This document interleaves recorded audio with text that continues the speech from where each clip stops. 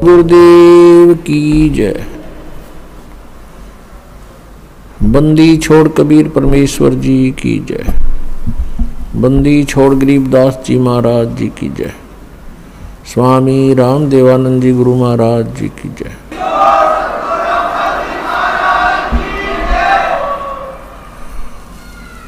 गरीब नमो नमो सतपुरुष को नमस्कार गुरु की नहीं। सुर नर मुनिजन साधुमा संतों सर्वस्दी नहीं। सतगुरु साहेब संत सब डंडो तुम प्रणाम। आगे पीछे मध्य हुए तिनको जा कुर्बान। नराकार निर्विषम काल जाल वैवंदनम। निर्लेपम निज निर्गुणम अकल अनुपवेशोन्दनम। सोहम सुरति समापतम सकल समाना निर्तल। उज्ज्वल हिरंबर हरदमम बेपरवा अथाह वार पार नहीं मध्यतम। गरीब जो सुमर सिद्ध होई गणनायक गलताना। करो अनुग्रह सोई पारस पद परवाना। आदि गणेश मनाऊं गणनायक देवन देवा। चरण कमल लौलाऊं आद्यंत करूं सेवा। परम शक्ति संगीतम रिद्धि सिद्धाता सोई। अवगत गुण अतीतम सत्पुरुष निर्मोही। जगदम्बा जगदीशम मंगल रूप मुरारी। तन मन अर्पों शीसम भक्ति मुक्ति भंडारी। सुर नर मुनि जन ध्यावे ब्रह्मा विष्णु महेशा। शेष सहस मुख गावे पूज्य आदि गणेशा। इंद्र कुबेर सरीखा वरुण धर्म राय जावे। समर्थ जीवन जी का मन इच्छा फल पावे। 33 कोटि आधारा ध्यावे शेष 88। उतरे भव जल पारा कट है यम की फांसी। 33 कोटि आधारा जावे शेष 88। उतरे भव जल पारा कट है यम की फांसी।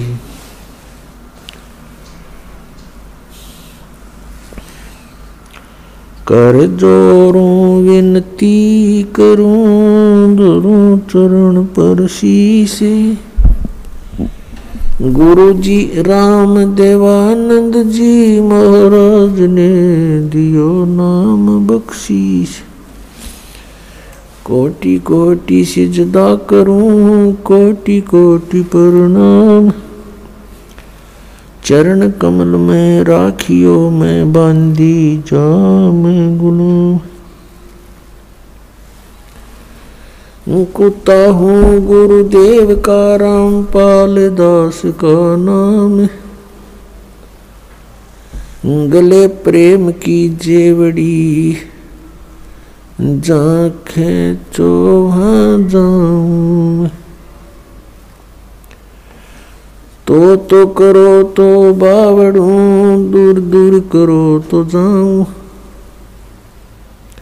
जो राखो त्यों ही रहूं जो देवो सुख। परम पिता परमात्मा पूर्ण ब्रह्म सारी सृष्टि के रचनहार कुल मालिक कबीर परमेश्वर जी की असीम कृपा से हम सभी प्राणियों को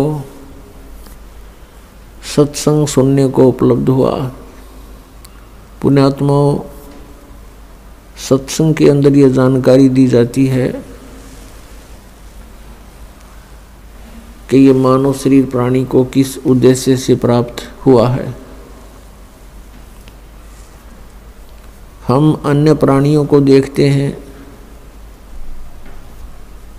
जो क्रियाएं वो कर रहे हैं वो मनुष्य भी कर रहा है। यदि मनुष्य का इतना ही कार्य होता जितना पशु और पक्षी करते हैं, संतान उत्पत्ति, उनकी परवरिश और फिर मृत्यु, तो मानव शरीर की कोई आवश्यकता नहीं थी। सत्संग से जानकारी होती है कि मानव शरीर का एक बहुत ही अनमोल कार्य इन क्रियाओं से भिन्न है। और ये दूसरे शब्दों में ये कहें कि मनुष्य जीवन का मूल कार्य ही अन्य है। वो कौन सा है? वो सत्संग से पता चलता है कि आत्म कल्याण करवाना ये मनुष्य जीवन का मुख्य उद्देश्य है। और इसी के लिए मनुष्य जीवन का एक सुअवसर प्राप्त होता है। इस सुअवसर को हम सत्संग के अभाव से, तत्वज्ञान न प्राप्त होने के कारण पशु पक्षियों जैसी क्रियाओं में ही व्यर्थ कर चले जाते हैं। और जिस दिन सत्संग प्राप्त होता है, सत्संग के वचन हमारे हृदय में पहुंचते हैं, आत्मा अज्ञान से जागकर ज्ञान ग्रहण करती है, उस समय इसको पिछले गए हुए समय का बहुत पश्चाताप होता है। पुण्यात्मा, हम कहाँ रह रहे हैं, ये कैसा लोक है, और यहाँ जन्म मृत्यु हो रही है। किसी भी प्राणी को एक सेकंड का ये विश्वास नहीं कि मैं यहाँ रहूँगा कि नहीं रहूँगा। और हम फिर भी सतर्क नहीं हो रहे। हमें हमारे अंदर डर नहीं रहा। इतना तो डर है कि मेरी मृत्यु ना हो जाए।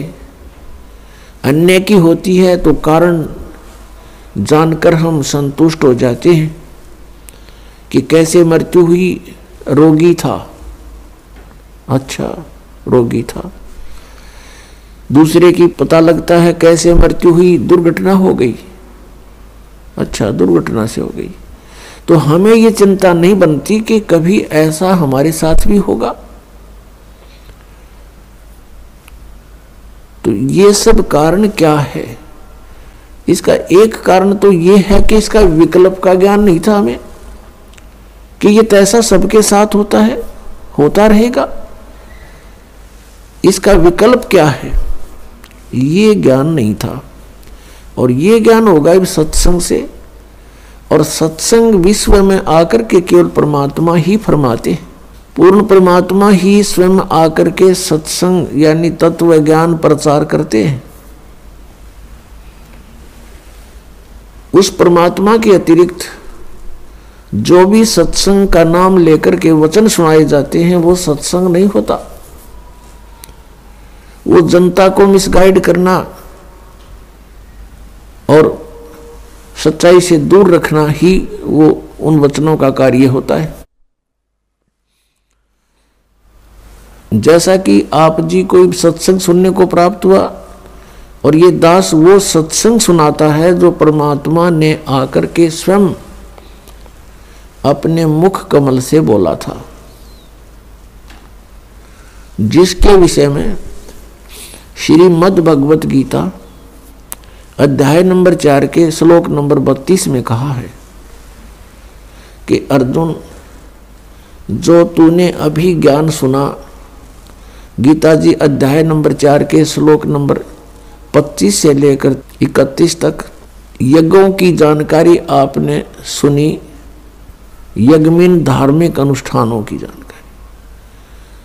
तो कोई किसी प्रकार से साधना करता है, कोई किसी प्रकार से कोई देवताओं की पूजा करता है, कोई केवल स्वाध्याय ही करता रहता है, कोई प्राणायाम करके ही संतुष्ट है, कोई अहिंसावादी तीक्ष्ण व्रत रखता है, जैसे मुंह पर पट्टी बांध कर नंगे पैरों घूमना। और ये सभी साधक अपनी अपनी क्रियाओं को पापनाशक जानते हैं। पापनाशक का अर्थ है परमात्मा प्राप्ति। जब जीव के पापनाश हो जाएंगे यानी ये शुद्ध हो जाएगा, तो परमात्मा मिलेगा। तो कहने का भाव ये है कि चौथे अध्याय के 32वें श्लोक में जो बताया है कि सभी साधक अपनी अपनी साधनाओं को सत्य मानकर यानी पाप नाशक जानते हैं। यदि इनको ये पता चल जाए कि साधना व्यर्थ है तो कोई भी ना करे, उनको तुरंत त्याग देगा। तो यहाँ चौथे अध्याय के 32वें श्लोक में बताया है कि जो 25 से लेकर 31 तक धार्मिक अनुष्ठानों की जो जानकारी है यज्ञों की, इस प्रकार के विस्तार के साथ धार्मिक अनुष्ठानों की जानकारी सच्चिदानंद घन ब्रह्म की वाणी में विस्तार के साथ कहे गए हैं। यहां चौथे अध्याय के 32वें श्लोक में श्रीमद् भगवद गीता में के मूल पाठ में लिखा है कि ब्रह्मणे मुखे। यह अनुवादकर्ताओं ने गड़बड़ कर दी, ब्रह्मणे मुखे का अर्थ कर दिया इन्होंने। ब्रह्मणे मुखे का अर्थ गलत कर दिया, वेद की वाणी कर दिया, जबकि इसका अर्थ बनता है सच्चिदानंद घन ब्रह्म की वाणी। ब्रह्मणे मुखे का अर्थ सच्चिदानंद घन ब्रह्म की वाणी बनता है। श्रीमद् भगवत गीता अध्याय नंबर 17 के श्लोक 23 में इन्हीं अनुवादकर्ताओं ने ब्रह्मणे का अर्थ किया है सच्चिदानंद घन ब्रह्म। वहां ठीक कर दिया, क्योंकि यहां विचलित हो गए।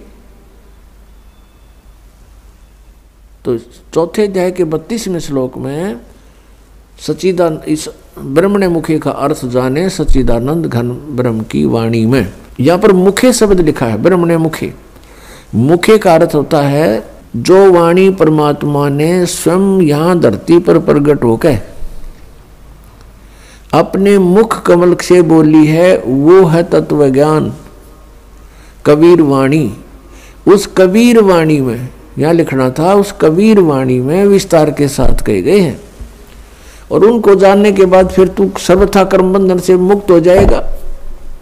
तो सच्चिदानंद घन ब्रह्म ने स्वयं आकर के अपनी वाणी में जो ज्ञान दिया है वो ज्ञान है, शेष अज्ञान है। जैसे अभी तक हम अज्ञान आधार से सुना करते थे कि श्री ब्रह्मा जी, विष्णु जी, शिव जी ये अजरो अमर हैं, सर्वेश्वर हैं, इनके कोई माता पिता अर्थात जनक नहीं है। ये अज्ञान था, सत्संग नहीं था। जबकि इनकी जीवनी में लिखा है कि ये नाशवान है, इनकी जन्म मृत्यु होती है, दुर्गा इनकी माता है और काल रूपी ब्रह्म इनका पिता है। तो ये अज्ञान था। अब यहाँ थोड़ा सा प्रमाण देना पड़ेगा, नहीं तो भक्त प्रथम बार इस बात को सुनेगा कि ब्रह्मा विष्णु महेश नाशवान है, इनकी जन्म मृत्यु होती है, तो बिदक जाएगा और हो सकता है फिर ये कभी वचन भी ना सुने। उसका दुर्भाग्य होगा, क्योंकि सच्चाई से दूर भागना नहीं चाहिए। सच्चाई को धैर्यपूर्वक सुनना चाहिए, फिर विचार करना चाहिए कि सचमुच ये कितना सत्य है। और सत्य है तो फिर सत्य के लिए हम भटक रहे हैं। सत्य मिला और हमें अपना कल्याण हुआ। अभी तक हम असत्य में भटक रहे थे, असत्य साधना कर रहे थे, असत्य ज्ञान सुन रहे थे, असत्य परमात्माओं पर आश्रित थे।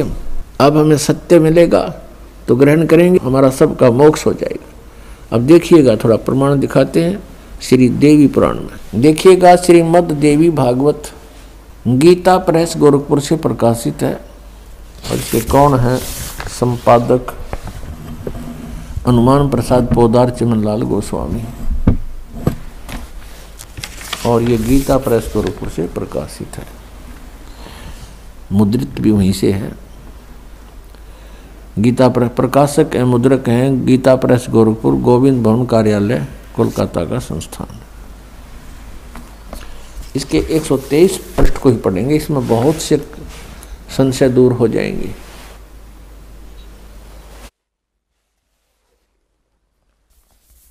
तीसरा स्कंद श्रीमद् देवी भागवत आप पढ़ रहे हैं, 123 पृष्ठ पर देखिएगा।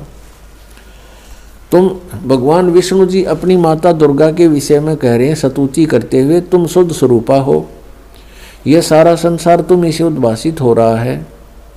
मैं ब्रह्मा और शंकर हम सभी तुम्हारी कृपा से विद्यमान हैं। हमारा आविर्भाव माने जन्म